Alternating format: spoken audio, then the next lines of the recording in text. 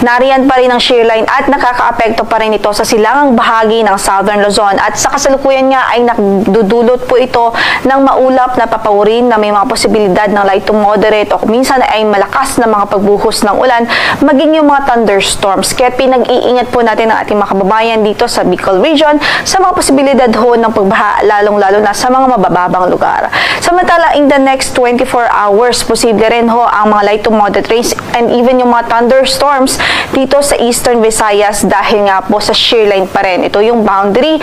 o salubungan ng hangin na nanggagaling sa hilagang silangan at hangin po na nanggagaling dito sa Dagat Pasipiko. So yan nga po,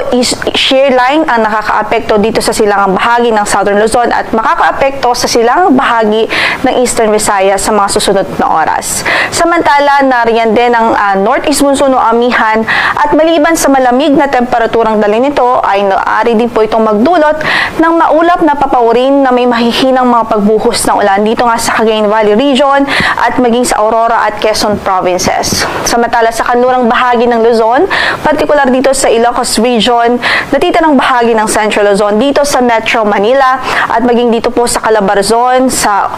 Marinduque, Romblon, maging sa Occidental at Oriental Mindoro ay posible po makaranas ng bahagyang maulap hanggang sa maulap na papawirin at tsansa lamang ng mga isolated o mga pulo-pulong mahihinang mga pagulan dahil sa amihan. Samantala sa natitirang bahagi ng Visayas at maging dito sa Palawan at maging sa Mindanao, posible lamang po ang mga thunderstorms, especially sa hapon at gabi, mga isolated cases po ng mga pagkidlat, pagkulog dahil naman sa easterlies.